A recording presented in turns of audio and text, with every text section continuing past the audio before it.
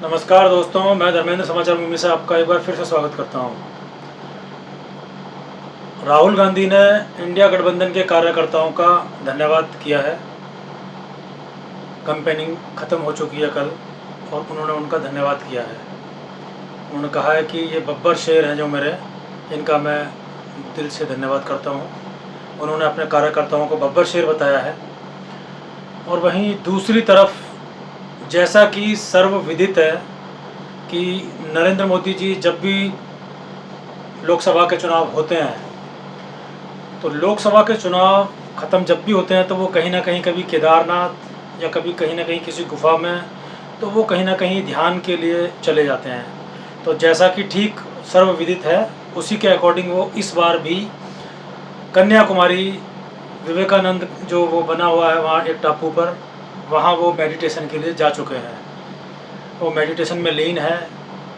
आज समाचारों में पूरे दिन यही खबर थी कि उन्होंने कब नींबू पानी पिया।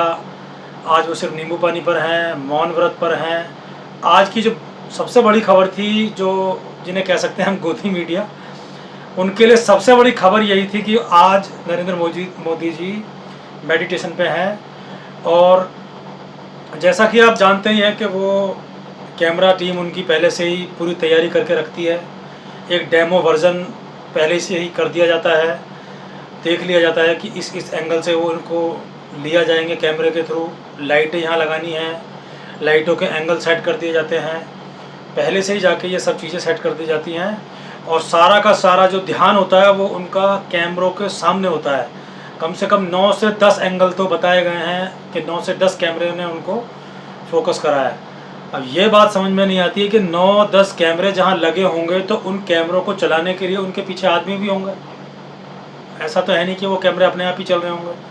तो जब 9 से 10 कैमरे और 9-10 आदमी उन कैमरों के पीछे लगे होंगे तो दोस्तों, क्या ये हो सकता है कि वो आदमी मेडिटेशन बड़े ध्यान से, जिस काम के लिए वो गया है, आदमी कोई भी हो, बेशक वो हमारे देश के प्रधानमंत्री हैं, लेकिन ये एक बड़ी सोचने वाली बात है, बड़ी गंभीर बात है कि क्या आदमी इस तरीके से मेडिटेशन कर सकता है। मेडिटेशन का मीनिंग क्या है?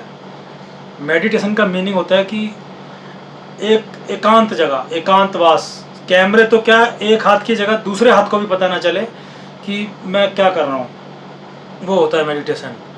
लेकिन यहाँ तो 9 कैमरे, समाचार के सारे न्यूज़ एजेंसी, पूरा फोकस, तो पूरी टीम, पूरे दिन खबर।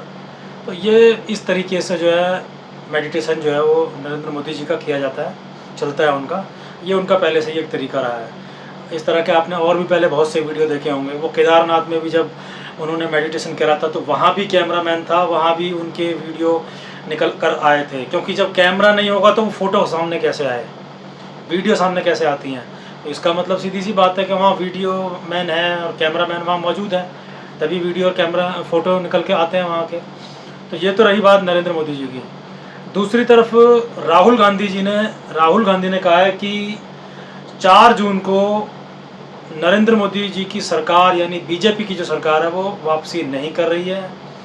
देश में इंडिया गठबंधन की सरकार बन रही है, ऐसा उन्होंने, वो पहले भी कई रैलियों में इस तरह कह चुके हैं। उन्होंने अब फिर उन्होंने कहा है। तो उन्होंने धन्यवाद, देखिए किस तरह से धन्यवाद करा है, मैं आपको दिखाता हूँ, देखिए आप। नमस्कार। कैंपेन ख़त्म हुआ। मैं देश की जनता को और कांग्रेस के सारे कार्यकर्ताओं को, इंडिया गठबंधन के कार्यकर्ताओं को, कांग्रेस पार्टी के जो बब्बर शेर हैं, आप सबको दिल से धन्यवाद करना चाहता हूं। इतना समर्थन दिया आप सब ने, देश की जनता ने, और हमारे कार्यकर्ता हर इंच के लिए लड़े।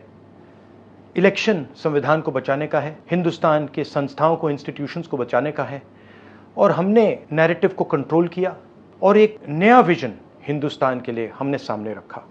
गरीबों के लिए, किसानों के लिए, स्मॉल मीडियम बिजनेसेस के लिए, बेरोजगार युवाओं के लिए इंडिया गठबंधन की सरकार बन रही है।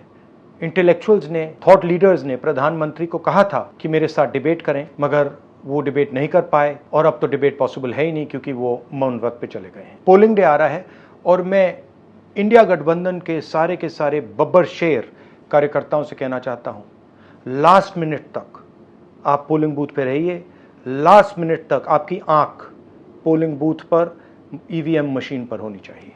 बहुत बहुत धन्यवाद। जय हिंद। तो देखा दोस्तों आपने, राहुल गांधी जी ने किस तरीके से धन्यवाद कराया उन्होंने अपने कार्यकर्ताओं का, और दूसरा कार्यकर्ताओं का धन्यवाद करने के साथ साथ उन्होंने उनको चेताया भी है कि जो मशीनें हैं वोटिंग की, जो जब काउंटिंग शुरू होगी तो उन्हें कैसे पैनी नज़र रखनी है।